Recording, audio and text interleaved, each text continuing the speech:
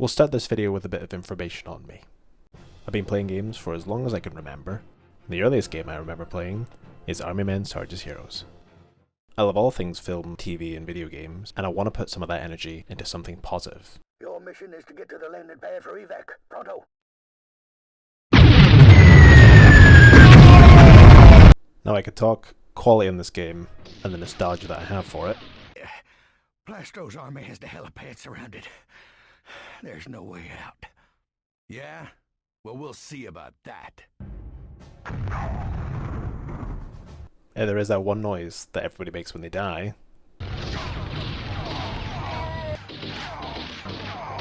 But today I want to talk about something quite special to me, and that's the tactical shooter genre of video games.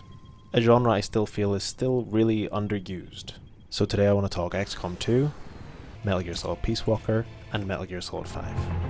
When the time comes, I'll pull the trigger.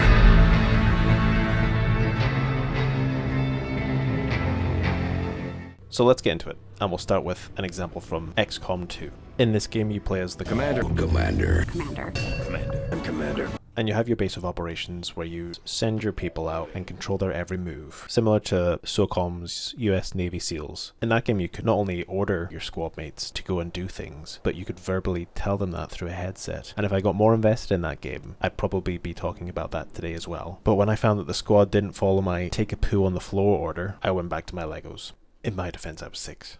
Back to XCOM. The commander is essentially your faceless persona, a self-insert into the game, in which you can select missions to further the story and uncover the truth, or you can take on side missions to further bolster your arsenal and make the job a lot easier for yourself. Let's break down a mission from XCOM. I'm given a task, I select my troops, and then it's boots on the ground. Hostile forces are already moving to destroy the data tap installed nearby. My soldiers are strategically placed for an easy counter, and my sniper is on the bridge right here, where he's got a nice vantage point to pick this guy off. Once this is done, everybody's going to be detected now. Now we make our counter move. Thanks to previously selecting Overwatch, I can just take this guy out nice and easy. Up to the roof now where we find more enemies. Thankfully we've still got our sniper in his nest. This guy just gets picked off as well. Now all I do to pick off this last guy is send in the ranger. And there you go. Job done. Status confirmed. Mission accomplished.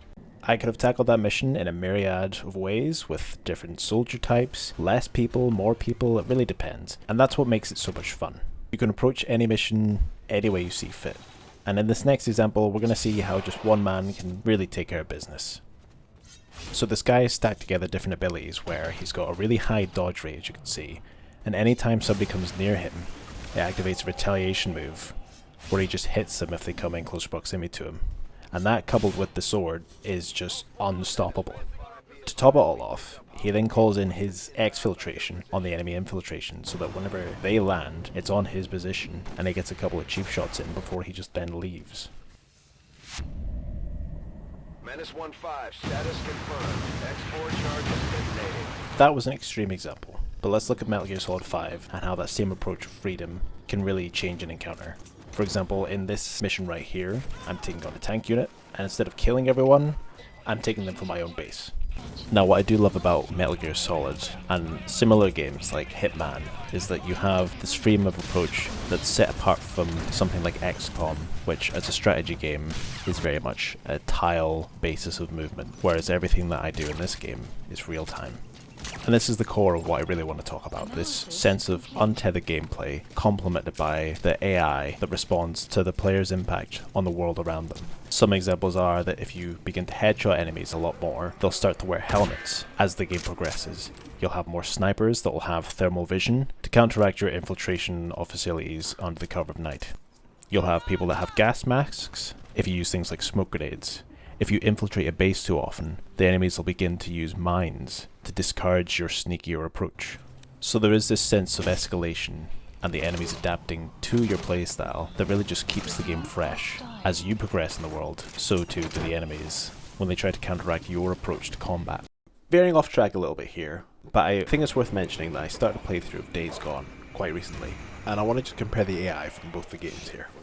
We've got Days Gone right here, and you can just see how this zombie has this very simple path. Now if we just speed that up a little bit, you can see that, yep, it doesn't really go beyond the parameters of a nice triangle. And I'm fairly close to them right now, shooting my gun, and nobody seems to be batting an eye. So, Should have seen that coming. now let's compare that to Metal Gear Solid 5. When I shoot this spotlight, there's a soldier in proximity that hears it. He reports the sound to his commanding officer, and then he gets back up and investigates it. Another example I'll use is a soldier reporting something strange to command. Whenever I interrupt that call, command then gets suspicious and escalates the situation. Now this is an apples and oranges scenario where I'm comparing a brain-dead zombie to a chain of military command. But one of these games came out in 2015, and the other one came out in 2019. Now it kind of seems like I've taken an aside to shit on Days Gone for a little minute there, but it kind of helps prove my point of how nothing even really recently stacks up to the AI system in Metal Gear Solid 5, and you could even maybe say Peace Walker, which came out in 2010, for the PSP, I might add. Another thing I want to bring up is cooperative gameplay. This was something that featured heavily in Peace Walker, and it was a fantastic part of the game. And it's all but absent from Metal Gear Solid 5, consigned only to Metal Gear Online, or the versus opportunities from raiding someone else's FOB. It's the same case with XCOM, where the only actual multiplayer options are to play against each other. And versus is great, but as someone who really cherishes co-op and plays pretty much nothing but cooperative games, I miss the opportunity to coordinate and plan with another person and have that pay off in real time. I know it looks like I've been holding the Phantom Pain on this pedestal as some kind of golden standard for video games, but it is far from perfect. And let's talk about that briefly. Every Metal Gear entry isn't without its little fan service moments for one reason or another, be they sexual or comical. And it never really works for me, but the comic relief is certainly welcome. Specifically for Metal Gear Solid 5, the story really takes a backseat, and it does show. Especially whenever it comes to the actual presentation of the story and how it can feel very disjointed at times. Some of this can be attributed to the fact that a lot of the missions aren't really clear cut on whether they're actually meant to be main campaign or some side ops where you're supposed to rescue some inconsequential soldier. And these random side quests are muddled in with the main story missions, so you don't actually realize that you're in for a main quest line until it's spoiled exactly who or what's going to appear in this mission right before the quest even starts. Another attributing factor to this issue is Mr. Kojima had every intention of being with us tonight, but unfortunately he was informed by a lawyer representing Konami just recently that he would not be allowed to travel to tonight's awards ceremony to accept any awards. Now, I'm not going to go into detail on that whole palaver, but ultimately it had a big effect on the end process of the game and how the final chapter itself was just resigned to the extras content. Now, I just wanted to raise all those points because I don't want to come across as someone who thinks that the Phantom Pain is the gold standard of video games by any stretch. It certainly isn't, but it does have its merits, and one of those things is just how fantastically realized the AI is, paired with a serviceable open world and a strong variety of mission objectives as well as side quests that up the ante again and again to really keep you engaged and keep you coming back for more.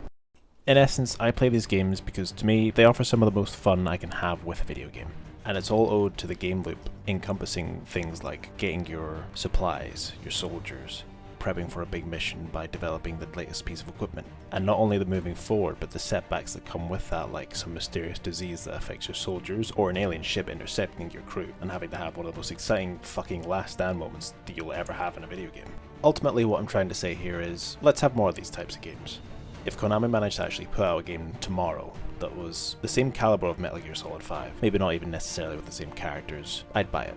I'd buy it on sale, but I'd buy it. And that's only because it's Konami. If an independent studio or AAA studio were to do something similar to this, then I'd buy it in a heartbeat. I'd be there, midnight launch, give me the game.